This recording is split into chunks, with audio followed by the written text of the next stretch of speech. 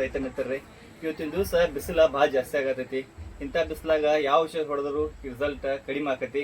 ಅಂತದ್ರಾಗ ಯಾವ ಔಷಧ ಮಿಕ್ಸ್ ಮಾಡಿ ಕೂಡಿಸಿದ್ರೆ ರಿಸಲ್ಟ್ ಚಲೋ ಬರ್ತಂತ ಕೇಳಿದ್ರೆ ಅದಕ್ಕಾಗಿ ಒಂದು ಚಲೋ ಔಷಧ ನಿಮಗೋಸ್ಕರ ತಂದಿವಿ. ಅದುವೇ ವೆಲಾಗ್ರೋ ಕಂಪ್ನಿಯ ಮೆಗಾಫಾಲ್.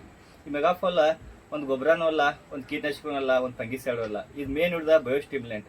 ಅಂದ್ರೆ ಬೆಳೆಗಳು ಹೆಂಗೆ ಅಜೈವಿಕ ಒತ್ತಡ ಅಂದ್ರೆ ಸ್ಟ್ರೆಸ್ ಹೋಗಿದ್ದ ಗಿಡಗಳನ್ನ ಫ್ರೆಶ್ನೆಸ್ ಕಾಣೋ ಥರ ಮಾಡೋದು ಈ ಮೆಗಾಫಾಲ್.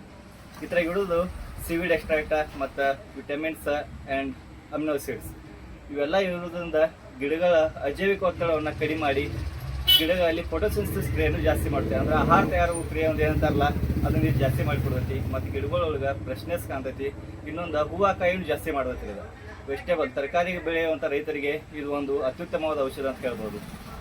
ಇದನ್ನು ಬಳಸೋ ಪ್ರಮಾಣ ಏನಪ್ಪ ಅಂದ್ರೆ 1 ಲೀಟರ್ ನೀರಿಗೆ 2 ರಿಂದ 3 ml. ಅದು ವಾತಾವರಣ ಕೋಲ್ಡ್ ಇರೋ ಟೈಮ್ದಾಗ ಅಂದ್ರೆ ಮುಂಜಾನೆ 7 ರಿಂದ 11 ಗಂಟೆ ಒಳಗೆ ಇಲ್ಲ ಸಾಯಂಕಾಲ 4 ಗಂಟೆ ಮುಂದೆ ಸ್ಪ್ರೇ ಮಾಡ್ಕೊರಿ. ಇದನ್ನ ಬಳಸಿದ ಮೇಲೆ ನೀವು ಬಳಸಿದಂಥ ರಿಸಲ್ಟ್ ಬರ್ತಿತ್ತು ಅಂದ್ರೆ ಅದನ್ನು ಕಮೆಂಟ್ ಒಳಗೆ ತಿಳಿಸಿ.